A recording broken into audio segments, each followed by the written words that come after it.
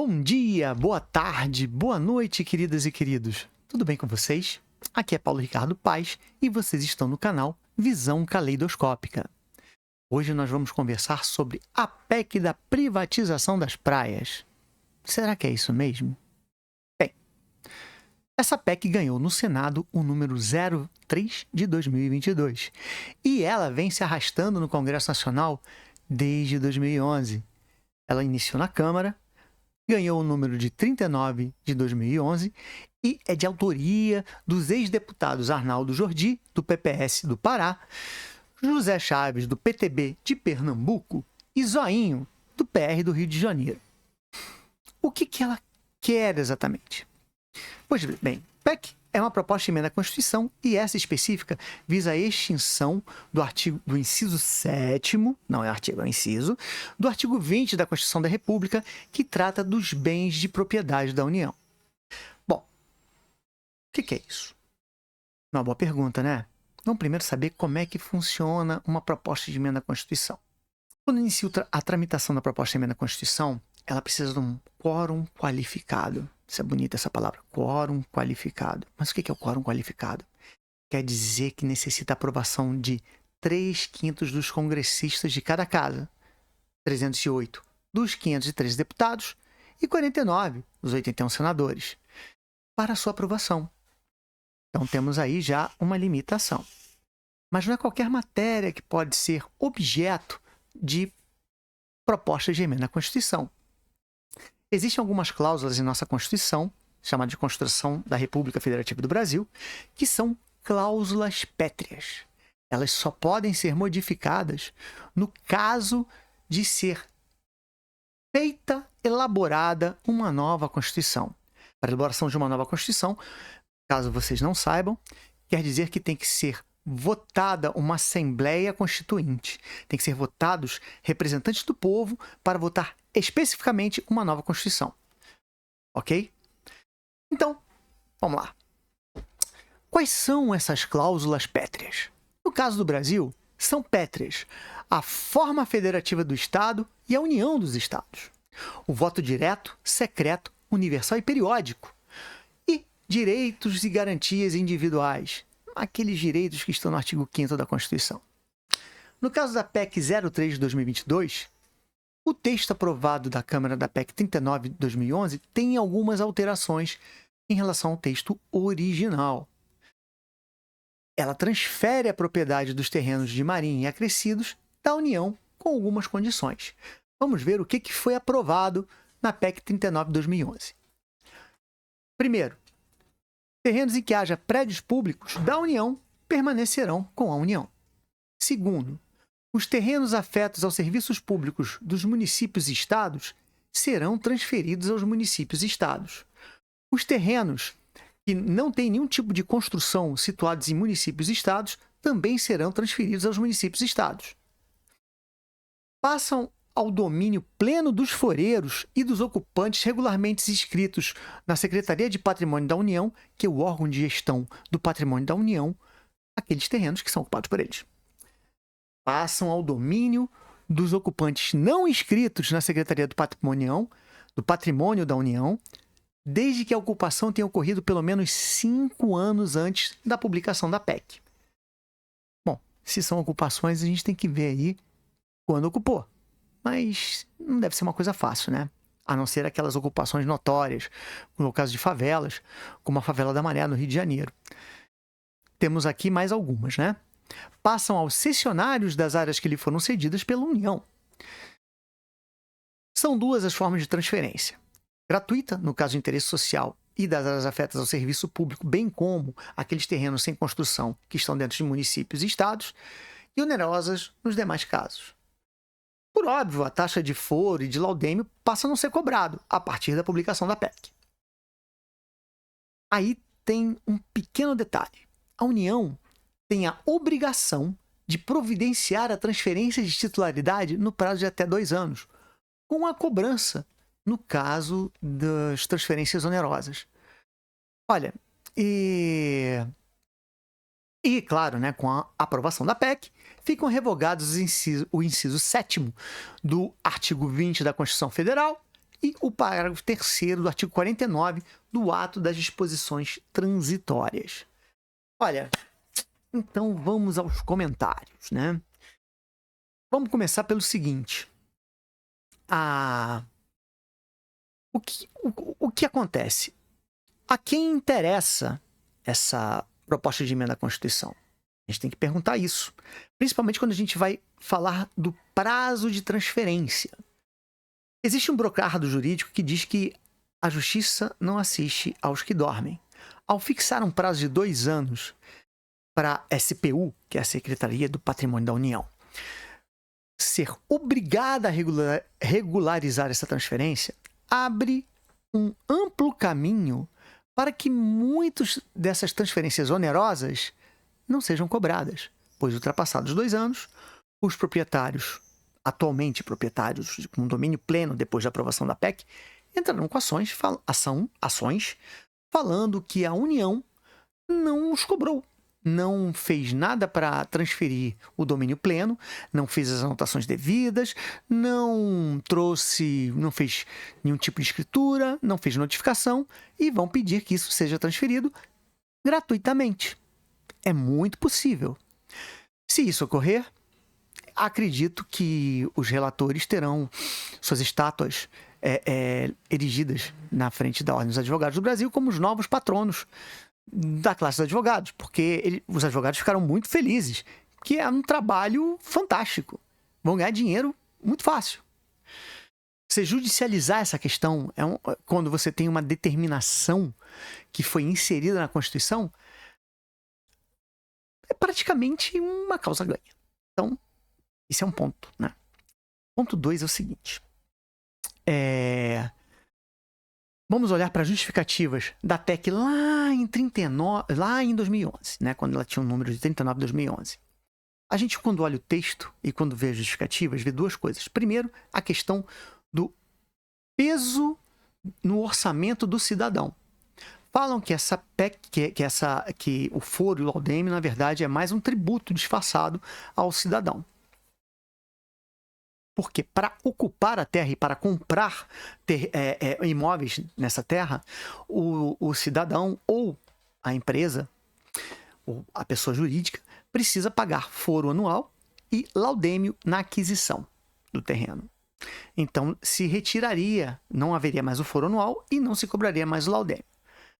Em relação ao laudêmio, posso afirmar para vocês que, apesar de não ser mais cobrado, o valor seria embutido no novo valor. Né? Vocês já viram alguma vez alguma coisa ser feita para baratear alguma coisa? Como, por exemplo, no caso da cobrança das bagagens nos voos? Quando teve essa propalada cobrança, falaram o quê? Falaram que iam baratear o custo das passagens. Barateou? Acho que não, né? Bom, então já é aí uma pegada. A outra é a seguinte. Quando você retira isso, os maiores interessados é justamente quem vai construir naquela orla. Vai poder adquirir o terreno e vai poder construir. Fora o fato de que os posseiros, aqueles que tenham 5 anos de ocupação antes da PEC, que vão adquirir graciosamente aqueles terrenos, eles poderão sofrer uma certa pressão para vender os seus terrenos. Vão ter um dinheiro que nunca teriam, né? E quando eu falo um dinheiro que nunca teriam, é qualquer valor.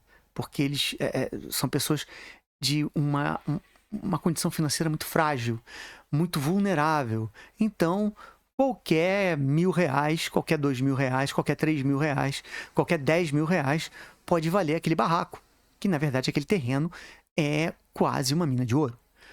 Então, aí a gente vê que a especulação imobiliária pode reinar. E isso é muito perigoso, porque os terrenos de Marinha e seus acrescidos são o quê? São a faixa de 33 metros da faixa das marés, né? Ou seja, não pega exatamente a faixa de areia, mas o que vem depois. Eles são importantes para o futuro. Muitos desses terrenos, daqui a algum tempo, estarão inundados. Veja o exemplo da praia de Atafona, no estado do Rio de Janeiro. Aquilo está sendo lentamente virando mar. A erosão marítima tem ocupado aquele terreno paulatinamente. 6 quarteirões de Atafona já foram tomadas pela água. E são 6 quarteirões de casas muito boas. era uma área de pessoas de posses. Então, pode-se dizer que foram tomadas algumas providências para se evitar a erosão marinha, que não deu certo. Então, o Brasil, com o aquecimento global, que algumas pessoas tendem a negar, e outras pessoas tendem a falar que nós não temos dedo nisso, o ser humano, vai sofrer em seu litoral uma degradação extrema. Muitas das terras, muitas cidades terão vastas áreas cobertas pelo mar. E essas áreas precisarão de ação dos governos, da União, dos estados e dos municípios, conjuntamente, para evitar de que isso aconteça de alguma forma, porque tem algumas coisas que vão ser inevitáveis. Então, para você construir comportas, barricadas, sistemas de bombeamento de água, você vai precisar de investimento da União, investimento federal. Porque o investimento privado aí seria o quê? Cobrar do cidadão caro por isso. Acho, né? Afinal, quem investe vai investir com alguma coisa, né? E vai ter, ali na frente, vai querer ter um lucro. Quem investe quer o lucro. É justo. Mas é o tipo de coisa que, na realidade, o Estado precisa proteger o seu cidadão. É necessário. Então aí entra a questão de que esses terrenos que eram da União e foram para o cidadão e as pessoas jurídicas terão que ser indenizados, porque serão destruídos por um evento climático. Bom, mas vamos voltar à proposta original. Estou aqui devaneando muito, né? Divagando, né? Então, a proposta original tinha essa preocupação orçamentária e também falava o seguinte, olha que coisa linda, né? Falava que a SPU não era ineficiente na gestão, então tinha que reduzir a quantidade de terras da União para tornar a SPU mais eficiente. Será que você quase doar alguns terrenos vai tornar o seu controle sobre os outros que ficam mais eficiente? Na medida em que você vai reduzindo o pessoal que trabalha naquele local, você vai determinando que a competência de algumas pessoas seja aumentada, as obrigações também, você vai criando dificuldades orçamentárias. Esse papo a gente já conhece, né? Então, na verdade, as pessoas querem derrubar árvores para evitar que haja avalanches na beira de estrada. Não faz o menor sentido. Pois é. Bom, aí vamos lá. Originalmente, o texto da PEC previa que o governo federal faria o regulamento para essas transferências, ou seja, o governo ia ver a melhor conveniência para ele para fazer isso. Iria organizar um tempo para poder auferir os valores que seriam pagos, né, com a dedução dos últimos 5 anos de foro, 5 anos a partir da publicação da PEC. Isso foi retirado, foi fixado um prazo de 2 anos. Né? Então, o interesse maior, nesse caso, é de quem está lá, de quem é o proprietário, de quem é aquele que ocupa aquele terreno e tem um domínio parcial.